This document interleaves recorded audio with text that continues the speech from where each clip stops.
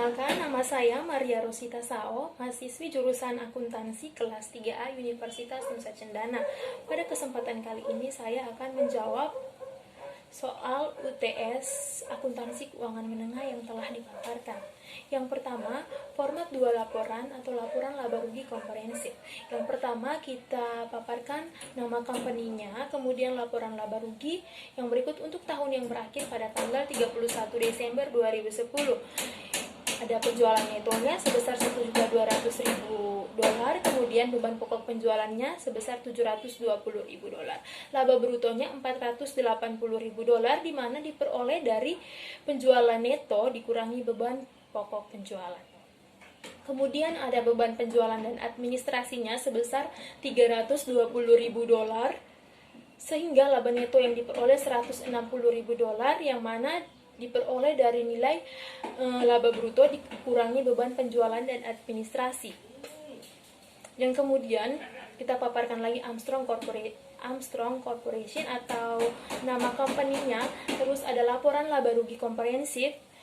Yang berikut untuk tahun yang berkisar 31 tahun yang berakhir 31 Desember 2010. Di mana terdapat laba neto senilai $160.000, kemudian penghasilan komprehensif lain keuntungan yang belum direalisasi akibat kepemilikan efek ekuitas non-trading $15.000, sehingga laba rugi komprehensifnya $175, yang mana diperoleh dari nilai $160.000 dikurangi $15.000.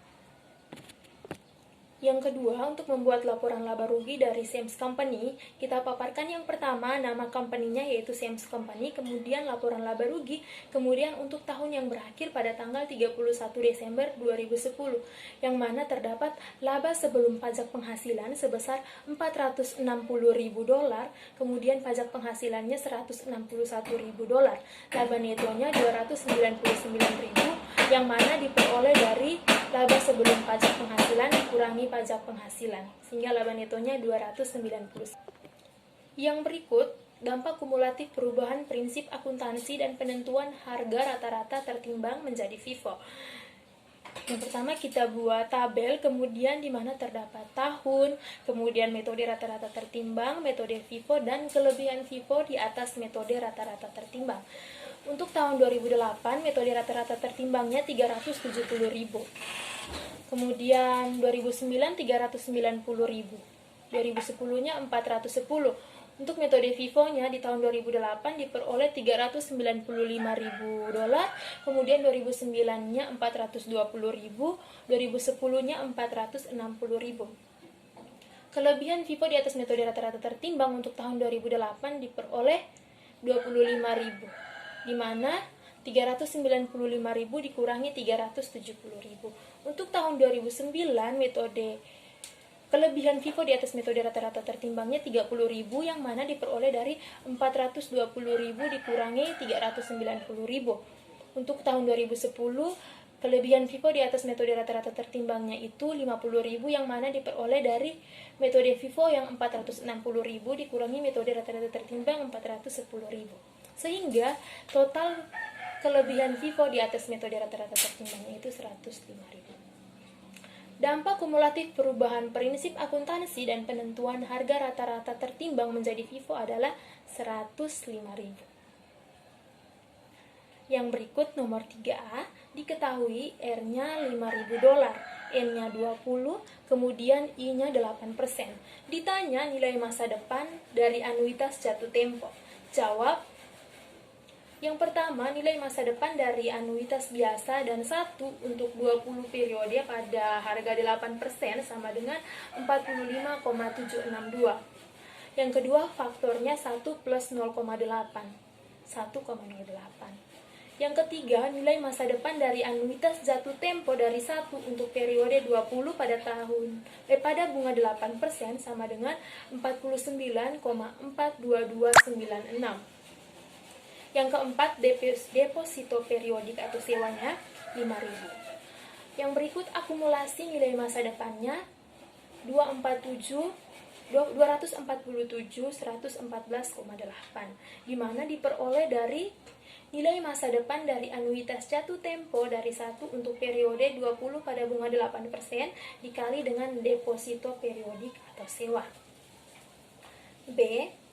Diketahui R-nya 2.500, kemudian N-nya 30, I-nya 10%. Ditanya nilai sekarang dari anuitas jatuh tempo.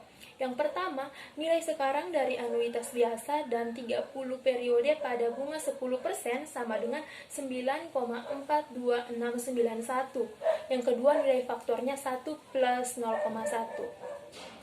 Yang ketiga, nilai sekarang dari anuitas jatuh tempo dari 1 selama 30 periode pada bunga 10% sama dengan 10,369601. Deposito sewa atau periodiknya di sini 2.500. Kemudian nilai sekarangnya ini 29.924,0025. Saya ulangi, nilai sekarang 25.924,0025, di mana diperoleh dari nilai sekarang dari anuitas jatuh tempo dari 1 selama 30 periode pada bunga 10% dikali dengan deposito periodik atau sewa. Yang berikut C, diketahui N-nya 15, kemudian R-nya 2.000, I-nya 10%. Ditanya nilai masa depan dari anuitas jatuh tempo. Yang pertama, nilai masa depan dari anuitas biasa dari 1 untuk 15 periode bunga 10%-nya itu 31,7725. Kemudian faktornya 1 plus 0,1 jadi 1,1. Yang berikut, nilai masa depan dari anuitas jatuh tempo dari 1 untuk 15 periode bunga 10%, 34,949,75. Yang berikut, sewa periodiknya 2.000.